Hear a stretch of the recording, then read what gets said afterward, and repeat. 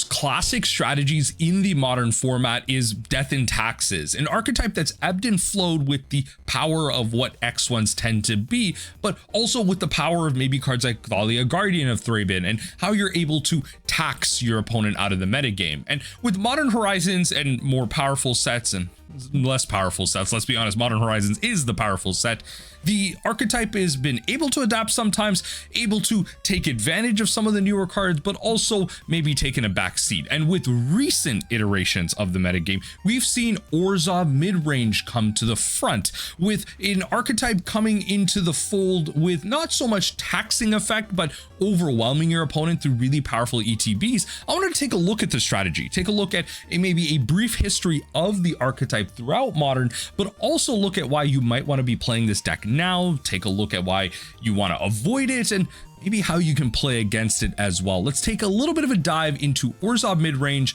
Death and Taxes, whatever you want to call it, in Modern right now in 2025, as we take a look into a brand new world with new ban philosophies and energy still taking over. Can taxes still have a place in the modern meta game? Now, really, we need to go over where the name comes from. That's where it all starts. Why is this deck called Death and Taxes? Because according to Benjamin Franklin, our new constitution is now established and has an appearance that promises permanency, but in a world, nothing can be said as certain, nothing can be said to be certain, except death and taxes. The classic capitalist trope, y'all. Come on. We live in, honestly, I am of the mind that sometimes we do live in a dystopia, but sometimes you win a game of Magic through some top decks, you feel like life's worth living again, right? So when it comes to the archetype itself, it's one that looks to leverage effects that piecemeal your opponent's early efficiency and maybe remove some of it. So in the legacy portion of the archetype, you could think of decks that are playing Rashad Import that look to tap down your opponent's lands to make their plays less efficient. They aren't able to necessarily play cards on curve.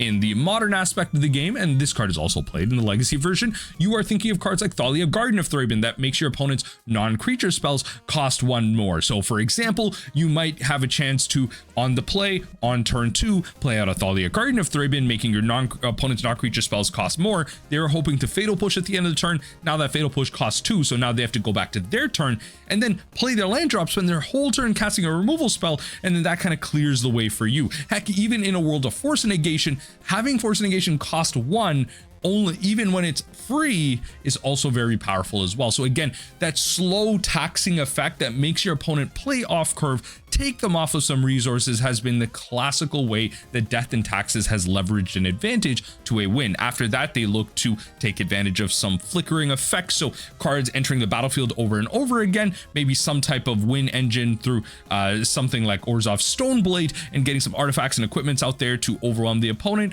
and through just making sure that your opponent is never able to properly play the game plan that they have. Ultimately, it can't stop them. It's really hoping to delay it, and that's where the pros and cons of something like this can take into effect. And a lot of the downsides of this archetype really come down to the makeup of the creatures, the design of the creatures, in which cases I really think that Death and Tax is one of the more fair versions of any archetype out there, because it is defined not necessarily by how it wants to be played, but really by the pillars of it. The creatures and the spells that are played in them and the limitations of those spells are what ends up being the downside. It's not this like crazy power spike of cards that were printed recently, although you could argue that it is, but hey, you know what, that's for later in this video. Now, one of the key things that this archetype looks to do is abuse a few cards. You're going to see a commonality of cards between the legacy version, the modern version, and other versions that you might come across in other formats. Taxing really comes down to a few select cards that a lot of people have had favor for over the past couple of years. People have these cards being recognizable to these archetypes. It's like when you think of certain storm cards or dredge cards or mill cards associated with those archetypes. When you see that card, you know what that archetype is and not really anything else. The first card is going to be Aether Vial. Now, the way this card looks to quote unquote tax your opponent is really through circumvention. So you're able to put counters on this, play out certain creature cards of the CMC equal to the amount of counters on this, and that circumvents counter magic. And it really makes things tricky as well. It's hard for your opponent to remove things, because then in response to that removal, you might then be able to bring in something that flickers the creature that they're looking to remove, ultimately making it a brand new target, fizzling the removal spell altogether. So Aether Vial providing that tricky aspect to it, used in many creature strategies throughout Modern. You're seeing it in humans and merfolk and goblins, whatever it might be. But Taxes definitely looks to take advantage of something like this, especially as an archetype that uniquely, unlike many of the strategies I just listed, is able to flicker this and reset the counters should it need to.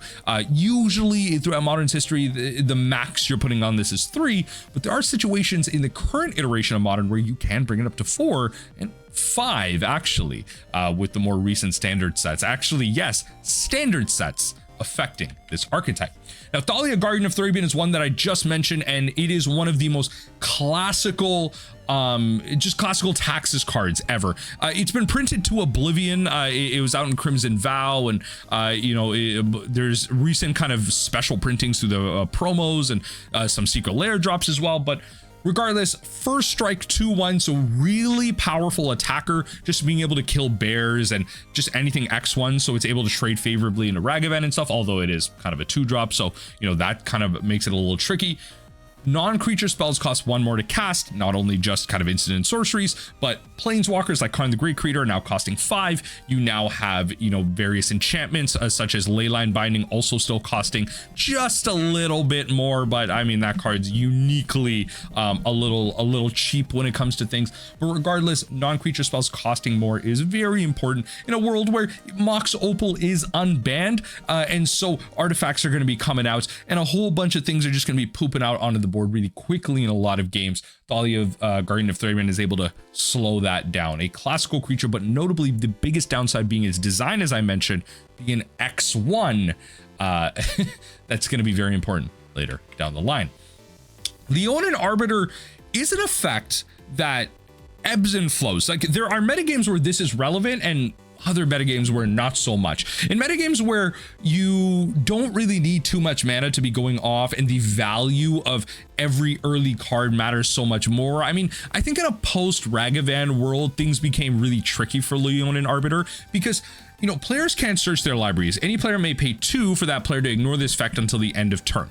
Now, players can't search libraries, not only taxes fetch lands and maybe stuff like Field of Ruin, but also you're able to use this in conjunction with something like Path to exile an opponent's creature, and then, they can get a basic, but they can't search their libraries unless they pay 2, and then also along with something like Ghost Quarters, which is why I'm mentioning the lands. Specifically, you play Leonin Arbiter, then maybe on turn 3, or, on the same turn that you played, if you're able to still make a land drop, you play your Ghost Quarters, you're able to take out your opponent's basics, which is key, because then you have a build your own strip mine. Wasteland being the most common unbanned mass land destruction kind of single target spell or land out there.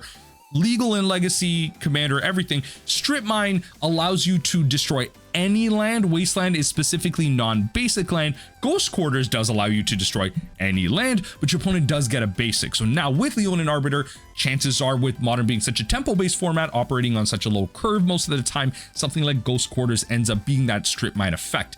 But again, in a post-Ragavan format, I really feel like Leonin Arbiter started to see a lot of points down, especially in a world where combo decks like the current Ruby Storm deck can actually just win on turn 2. You probably can't even deploy the Leonin Arbiter fast enough. You can create enough mana to the point where if you do need to search your library for whatever reason, that deck doesn't really do that. You can just pay the 2 after your rituals. But yeah, there is a line where you go turn 2, Mountain Ritual, play a Ruby Medallion, then you still have 1 mana left over, and then you just start going off from there. Like, decks are so hyper efficient now that you need to operate on a different axis. This is a card that I think can come back in Taxes and has seen play throughout Modern's history, but again, maybe not so much right now. And lastly, I'm going to bring up Stoneforge Mystic as an option. This has been, since its unbanning and with the banning of Faithless Looting, now unbanned, Stoneforge Mystic has been one of the safest unbans in Modern, and I think one of the key examples of cards that have been on the Modern ban list for so long that can come off, and it should be an exemplifier with recent unbans as to how many more cards can come off the ban list. A card that operates also on a similar Aether Vial landscape, where you are able to tap to and tap this down to bring down large artifacts, large equipment pieces that might have living weapon, might have really powerful effects that you need to circumvent counter magic with and force your opponent to interact with, and not rely on their blue instant speed counter magic necessarily to deal with. And so Stoneforge Mystic allows you to search your library for an equipment card, reveal it, put it in your hand. So a great tutor to find that snipe piece. If you're up against a blue or red strategy, you're going to be able to find the right sword. If you just need a little bit of life link, then you're going to be able to find the cauldron and all that stuff. So put it onto the battlefield and ultimately act as a win condition that again still has that circumvention effect. So Stoneforge Mystic largely has what I would consider to be the win condition effect of the Taxes players, and there has been a time over the past couple of years where Taxes has seen a big downshift. We're going to talk about why, and that is a reason why Stoneforge Mystic hasn't been that powerful of a win condition, alongside the effect of cards in the archetype being taken out by Orcish Bowmasters and Renin 6s and stuff like that for being relatively weaker creatures, X1s and stuff like that. Those are going to be the reasons why those this archetype has seen that downshift. But with recent additions, there have been some really good flicker targets, and the deck has been able to pivot into not just being a Taxes deck, but just having advantage that overwhelms what your opponent can do once they establish a board state. But alongside flickering, like, this is really the last card that I think really defines what a win condition is. I think you can't talk about Modern Taxes without talking about Flicker Wisps. So I really wanted to mention this card just because not only is it a classic effect with a really just long list of interesting interactions, but just also being that classical design similar to something like Thalia, Garden of Thurban, being X1. Being X1 is really important. It doesn't have flash. This card would be absolutely busted with flash, but a very notable, Vial on 3 target that you have to be aware of with flying. When Flicker Wisp enters the battlefield, exile another target permanent. It could be your own land, it could be your opponent's land, it could be creatures, artifacts, anything. Return that card to the battlefield under its owner's control at the beginning of the next end step. This card is really powerful, and we're going to talk about some interactions that exist later down the line with this against your opponents, with your own cards. There's some really tricky things that you're going to be able to do with something like Flicker Wisps, not only saving your own cards, but then further taking advantage and overcoming what you're able to do with some of your own cards, circumventing some costs and some downsides. Flicker Wisp does it all. So let's talk about some deck lists specifically and look over, starting early 2020, 2021, where has Death and Taxes really started? So this is kind of an Orzhov list, one that's not mono white, but I think will bring about some feel for a lot of people in terms of what this deck used to be. So we had the classical Aether Vial in here. We have the Ghost Quarter, Eldrazi Temple, because we're playing Eldrazi and Taxes with stuff like Thought-Knot Seer, taking your opponent's cards. Thought-Knot Seer was very nice in these decks because it exiled a card permanently from your opponent's hand, and then when they kill, they drew a card, but yeah, they're not getting that exact card back. And then you had things like the Eldrazi Displacer to also flicker other things out of your opponent's deck. But then it also had, Giver of Runes out of Modern Horizons. It had the Plague Engineers, Lingering Souls, a classic white mid-range piece, even Mind Sensor to stop your opponent from searching. So combo strategies or decks that played aggressively into fetches. Rest in Peace, a card that I feel like just doesn't really matter in me anymore, because the classical joke is that the card exiles all graveyards, but sure, what more? It doesn't even draw a card. It doesn't replace itself. But you have the Charming Pins for some flickering effects, the Leonin Arbiter alongside the Ghost Quarters, the Thalia, Guardian of Thraben, Tide Hollow Scholar for a little bit of hand disruption, Eldrazi Displacer to flicker late. This deck doesn't have necessarily a clear win condition. It doesn't have that kind of Stoneforge Mystic tutor package or anything. It just plays that taxing effect, looks to attack your hand with stuff like Tide Hollow Scholar, takes away your key pieces, taxes out the rest. Classic strategy. This is Death and Taxes. And it's not necessarily like the death part is necessarily associated with black and the tax part is associated with white. I think the archetype can just be called Death and Taxes, being white, and being white and black being Orzhov. A lot of people kind of thought like the other way, but it's fine. It's not really about the naming culture associating with the colors itself, but that's kind of where, you know, something like Ghost Quarter can be really powerful. Now, when it comes to, I don't know why these are open actually.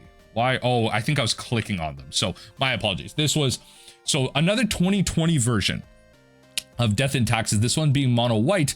Skyclave Apparition, a more recent addition, another form of circumvention where you are able to permanently get rid of a permanent, like an exiling and a permanent, really powerful here, especially in a world of something like the One Ring. But this is obviously, you know, pre One Ring. We're in 2020.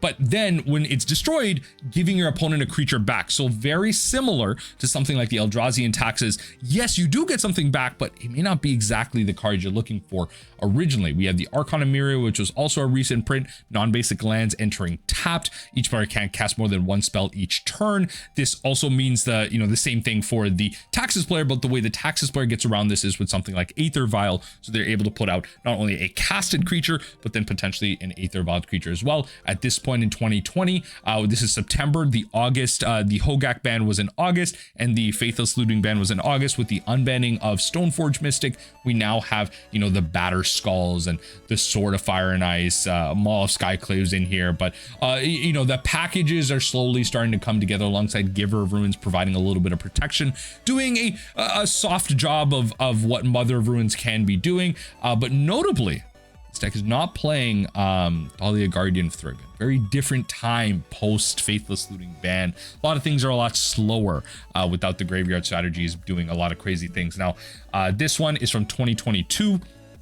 This one, we're still seeing the Stoneforge package in here with, you know, the Cauldron Complete, Sword of Fire and Ice, and that tends to be the package there. I think this list might be a little light. I think these decks generally want like one or two other pieces, but notably we have Ephemerate being added to the package. And this is where we start to see the flicker aspect of the deck really come to fruition. So Ephemerate being really important for something like Solitude being printed out of Modern Horizons 2, where you're able to evoke it. If you can't Ephemerate, then it's permanently going to stick, and then you're going to be able to exile 2 cards. So again, that quote unquote circumvention, you already have the free aspect of those cards. Skyclave Apparition still there, potentially being able to flicker whips to get the Solitude to continue. Archon of Mirror being fantastic alongside Aether Vial. Dahlia Guardian of Thrigan coming back because Modern Horizons 2 did push things in a certain direction. Lion Sash just being like, honestly, a really powerful card in general, being equipment that you're able to get with the Stoneforge Mystic and being like main board graveyard hate. I really wanted to point out Lion Sash. It's a card that you see every so often, but having 1 mana to just exile certain permanents. Sometimes you don't need to exile everything. You are able to deal with most things. Like, you don't necessarily care about like an Amalgam coming back, but you do care about like a Creeping Chill. So let the 3/3 come back tapped, but having that Lion Sash available to exile certain things instantly is going to be great, especially if you have mana open to just like cast an Ephemerate at instant speed, activate your Aether Vial. Like, you don't need to be necessarily operating with all your mana tapped out at all times. We see the rise of Kataki War's Wage, which we're going to see in the second. Drannith Magistrate just being that commander powerhouse that has relevancy in the modern format, especially against cards that are being exiled and cast from graveyard, but also with something like Cascade, exiling cards and casting things from exile. You're not going to be able to do that with something like a Drannith Magistrate out. And again, keeping things fair. You want to cast spells? Just cast them from your hand. Don't be casting them from exile or from the graveyard. And Brenton Forge Tender being a classical like anti-burn card, but one that necessarily didn't really gain you any life. But hey, you had Solitude with lifelink to gain you some amount of life, so it's all there. And then we had, of course, the World Championship card here, Elite Spellbinder, just acting as like a soft counter spell in many ways. When it enters the battlefield, look at the target's opponent's hands. You may exile an online card from it for as long as that card remains exiled. Its owner may play it, but then it costs 2 more to cast. So acting as a counter spell in the sense that it's like a weird like remand where like, yeah, you do get your card back, but it's going to cost more, and I have some information because now I know what's in your hand and how you might sequence from now on. So again, circumventing the adages this deck might face. Now in 2023, we get to be a little bit modern. We have some extraction specialists in here. So this was in the sideboard of the previous list, but when it enters the battlefield, return target creature card with the mana value of 2 or less from your graveyard to the battlefield. That creature can't attack or block for as long as you control extraction specialist, but that's perfectly fine because you probably just want to return Stoneforge Mystic. You're not attacking with the 1/2. You're just getting out an equipment like Batter Skull, Cauldron, Sword of Fire and Ice, and Sword of Light and Shadow, which honestly is kind of like fun because like not only you gain 3 life, so a little bit of like burn hate, but you're also then going to be able to return up to 1 target creature card from your graveyard to your hand.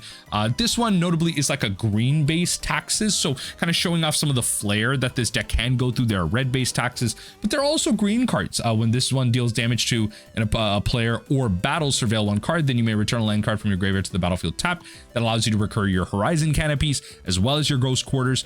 You know, Boseiju is not so, you know, Boseiju is something where you can use and then also return with something like the Deeproot Wayfinder.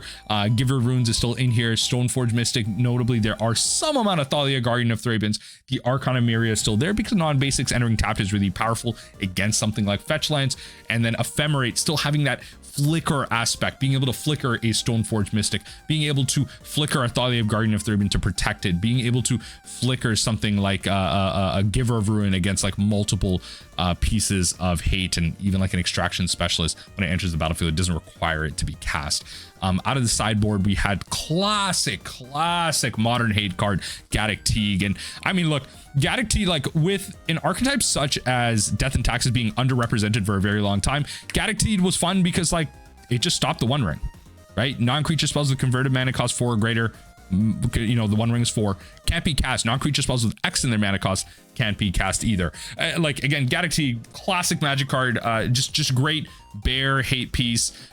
Just a fantastic card in general. Drannith Magistrate still out here. Outland Liberator, just being able to destroy artifacts or enchantments. This is great in this deck, being able to kind of return through extraction specialists. You don't need to attack with this. This is just going to be artifact enchantment hate. Sanctifier on Vec, just being a powerful humans card that was put onto a lot of people's radars, but also just being able to be that main board graveyard hate.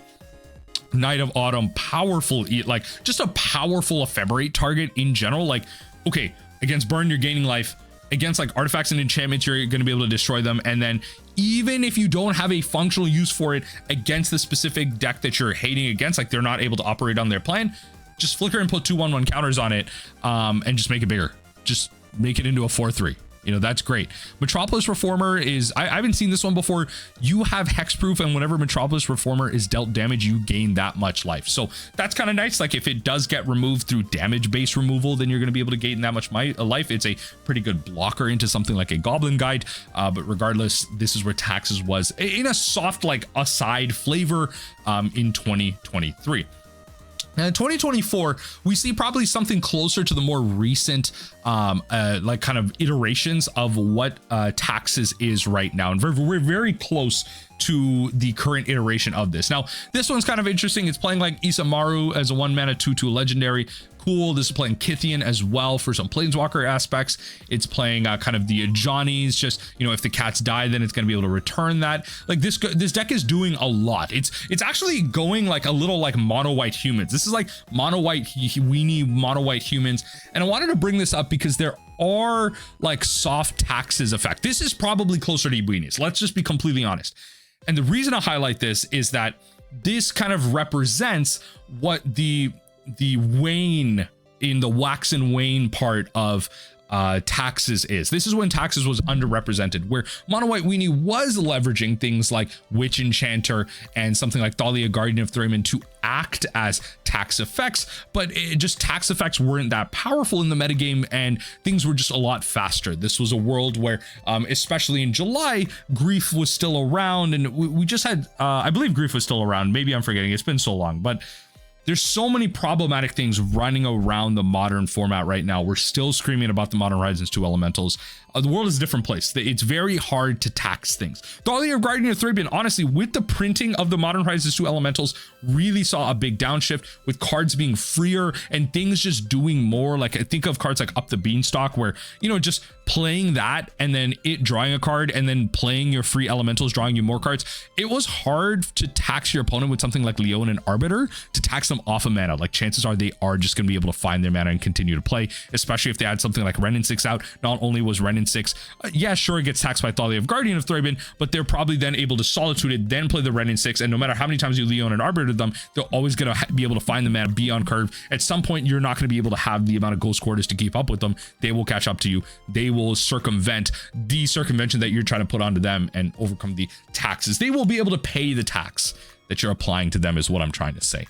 So now with the more recent addition, this is the more recent iteration that has been making waves in Modern with Orzhov Midrange. And in very similar fashion, it is taxes. It is missing some of the pieces. Notably, it's not playing Thalia Garden of Thraben. It's not playing Leonin Arbiter and Ghost Quarters. It can play Thalia Garden of Thraben. I have seen 5-0 lists play the Thalia.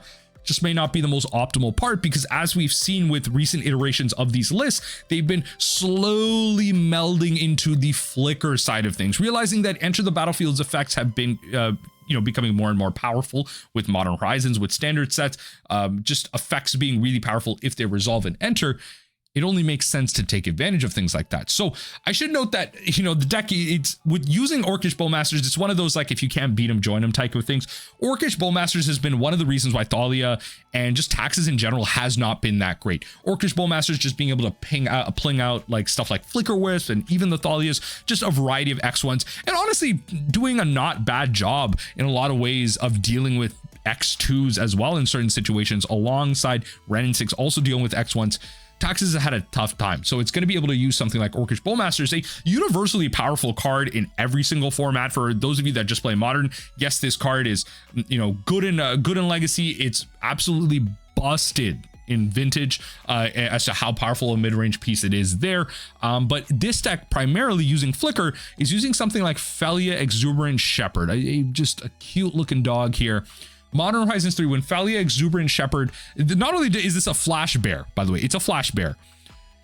When it attacks, so it's not an ETB, exile up to one other target non-land permanent. Doesn't have to be a creature, could be the Aether Vial as well. At the beginning of the next end step, return that card to the battlefield under its owner's control. If it entered your control, you can flicker your opponent's stuff. Maybe it's like an ensnaring bridge or something like that. Although the ensnaring bridge would be kind of awkward because you have to declare attackers first. So, just kind of ignore my example there. But if it entered the battlefield under your control, this just grows. So this then becomes a 3/3.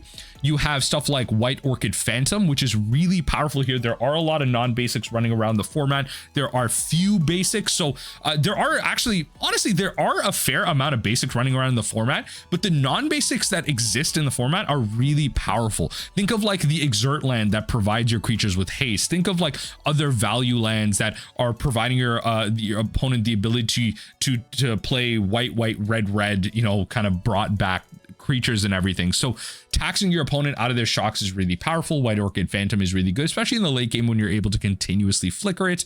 And I mean, in a world where combo decks are at the top, something like Goblin Charbelcher that does not play any lands, you can imagine how White Orchid Phantom being a 2-mana 2/2 that just strip mines your opponent against something like Belcher is really powerful.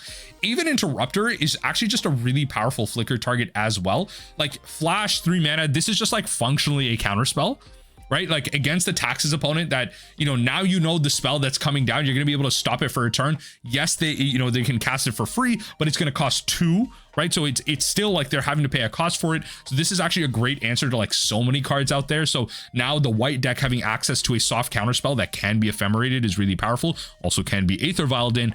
And then something like the Skyclave Apparition still exists. Recruiter of the Guard being recently printed in Modern Horizons 3, being a way to tutor everything in this deck. It tutors Solitude. It doesn't tutor the Overlord of the Balemark, but we're going to get into Overlord and how powerful that is in a second. Grabs Witch's Enchanter, which is also a land. Skyclave, like the Flicker Wisp. It grabs everything. I mean, even the Brogart Trawler, just being that piece of graveyard hate in the main board that's tutorable, is so powerful. So something like Recruit of the Guard that can be flickered through Ephemerate, through the Felia, can be brought into the Aether Vial. The whole deck just sings. Now, I think the 2 cards that I want to mention specifically that are making this deck really powerful are something like Overlord of the Balemark and Witch's Enchanter. But before I get into them too much and into the sideboard, I'm going to take a look at the Modern metagame. So the metagame is ruled by energy. Let's be honest, energy being about 15% of the metagame. I'm going to count Mardu into that. This card just does insane things. If you wanted a great example of this, go to one of my recent gameplay leagues where I played something like it was Hollow One.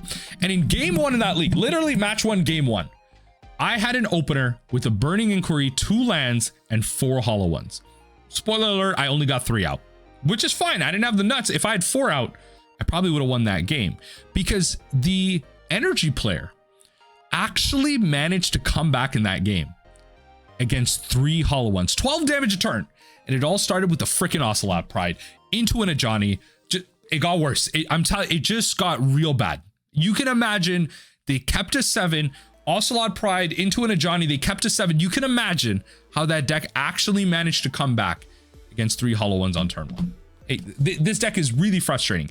It goes wide, has a lot of weenie creatures, maybe not so much like so many non-creature spells, but it does have a good way to go wide against a strategy that may not actually be going wide. It's using a key set of creatures in taxes to be able to take advantage of certain E to B effects. So if it's not able to find those, it's not going to be able to establish a board maybe fast enough to beat the energy decks. Now, Dimir Murktide operates on an angle where it has one of the best threats in the modern format right now in Psychic Frog. Abhorrent Oculus being really powerful as a 3-mana 5/5 as well, alongside counter spells and free stuff. There are aspects of taxes that can tax out the Dimir Murktide deck. Now, Eldrazi Ramp as well. There are options that the deck has to stop some of the bigger spells that this deck has. Grinding Station being a combo strategy that can actually be hated out pretty easily by some of these sideboard pieces that the deck can bring in. Amulet Titan being a classic that I think in many ways like can actually be like a pretty good matchup against the taxes deck. Belcher just going to be a shutdown deck. When it comes to taxes, this is going to be one of your better matchups. Even Ruby Storm, like, yeah, the Ruby Storm deck does get off really fast, but if it goes off on a fair turn, like turn 3, taxes, like there are ways for taxes to establish board, but I think the combo deck in general, like this is probably going to be a bad matchup for them. Yawgmoth being creature-based combo, you're really looking for like specific cards that attack this matchup, so it probably isn't a great matchup. So in general, there's a little bit of combo, there's a little bit of big mana, and there's a little bit of go wide. So how does the current Orzhov Taxes deck attack all of this? Well, you know, I listed off some of the basic synergies here. I wanted to talk about specifically Witch's Enchanter and Overlord of the Bilmark. Now, Witch's Enchanter out of Modern Horizons 3 and MDFC that does so much. So again, tutorable, first of all, by the Recruiter of the Guard. You pay it for 4. Right, so I mentioned earlier in the video, there are situations where you do want to put up Aether Vial onto 4, Witch's Enchanter is that reason. When it enters, destroy 1 artifact or enchantment an opponent controls. In a world where Mox Opal is unbanned, everyone's going to have some type of nonsense, some type of artifact on their side of the field, some type of value that they're taking advantage of. Heck, even the goddamn energy decks are going to have Goblin Bombardment. There's an enchantment, there's a target.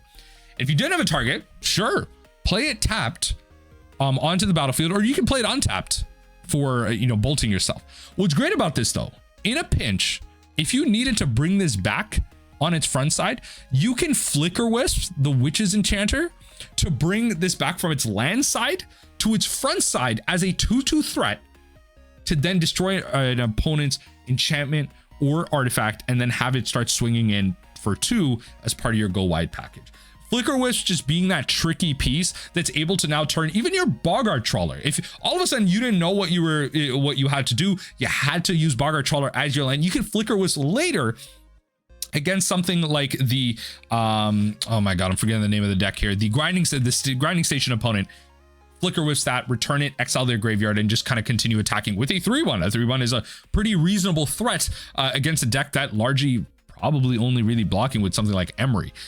So when it comes to things like this, Witch's Enchanter, the MDFCs in general, really powerful with something like Flicker Wisp. You're able to turn it at a moment's notice, and specifically against something like the Goblin Charbelcher decks, you're going to be able to flip their lands off their front side, essentially turning them off their lands. Flicker Wisp is very uniquely powerful against the kind of the Belcher decks as well. Last card I want to mention that really makes this deck sing. I think this is the card that probably brought this deck back in many ways. You can go turn 1, turn 1, Aether Vial, turn 2, Aether Vial on 1. You're probably not bringing anything in unless you add something.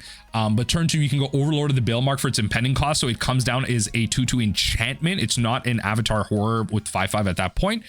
When it enters the or attacks mill 4 cards, then you may return a non-avatar creature card or a planeswalker card from your graveyard to your hand. So a little bit of recursion. Then what you can do is you can ephemerate the Overlord to have it enter as a creature, or you can Felia attack and kind of flicker the Overlord of the Bailmark and then have it enter as a creature. So then not only are you getting multiple ETBs to continue to mill your deck and increase your tutor package, so kind of create a secondary recruiter of the guard to get back and get your creatures and continue that through removal, but then you're also going to be having like an attacking 5/5 that also does the same thing on attack. So there's a lot of power in the Overlord of the Bailmark. These cards are actually insane out of the recent standard sets. They're seeing a lot of play. The white one, the red one, like everything, like the black one being played here. And I think the black one is the big reason why this deck is really coming back. It's that top end piece where, yeah, you are having situations where you do want to Aether Vial on 5 to get this card out. And then if you need to reset your Aether Vial in a long game, flicker whiffs that Aether Vial. If the Overlord of the Bailmark's already flipped, you're probably going to flicker whiff the Overlord, honestly, just to get it back as a 5/5. And then you're able to kind of take it from there, because impending 5 is a really long time, so you don't really want to wait for that. On the sideboard, you have a little bit of board wipe hate. So if you need to overwhelm your opponent, yeah, you can give yourself 1/1. But if you need to wipe the board, -2/-1, Fairy Macabre is very good just as a creature that you can return with something like the Overlord of the Bailmark. So non-avatar creature from your graveyard to your hand, use a Fairy Macabre. You can play something like that, bring the fairy back to your hand. It's also a tutorable target with Recruiter of the Guard. Wrath of the Skies just as a great way to deal with a bunch of permanents. Like if you're thinking of like a Mox Opal deck, Wrath of the Skies is going to be great for that. Phyrexian Revoker to stop activated abilities. You're thinking Planeswalkers. Kataki's War's Wage, we actually briefly saw in one of the lists, a classic modern hate card, just great against Affinity. The decks that are just pooping out their whole hand, like let's say you're on the play, Affinity poops out their hand. If you play this on 2, Affinity has to concede. They just have to concede or have an answer right there. And many Affinity decks right now are blue based. They aren't playing red for necessarily any removal. Even being an X1, this is going to stop Affinity. Not only is Orcish Bowmaster stopping Affinity, but Kataki's War Wage is also stopping them as well as a one of sideboard piece. Stranus Magistrate, very consistent sideboard piece for taxes. Surgical Extraction, uniquely so, because especially against decks like the Grinding Station decks that tend to fill up their graveyard on their own, Surgical Extraction is a great way to just like, you know, kind of ping something out. Path to Exile is just a great catch-all. Sometimes you just need to be able to kill like giant primeval titans, so Path to Exile is just going to round that up. All in all, Orzhov Taxes has had a crazy comeback in 2025, late 2024 in the modern format. Let me know what you think about Orzhov Taxes down below. Have you been playing this deck? Have you been playing against it? And what do you think about Taxes right now? Is it in a good spot? Do you feel like it fills that proper niche where, yeah, it has a lot of play, it has that skill that a lot of Taxes pilots of old, even Legacy Taxes pilots, are going to have that attraction to in modern? Or do you think it's kind of just a temporary phase? Sound off down below. Let's talk about some new modern decks, and let me know if there are other modern strategies that you want me to highlight a little bit as well. I'm always interested in kind of throwing out some good ones that everyone can play out there. It's not just about energy taking over the modern metagame, but it's also about a little bit of innovating, because once energy is evidently banned again in March, we got to still continue with the rest of our modern metagame, and excited to see what other decks can rise to the top after such changes.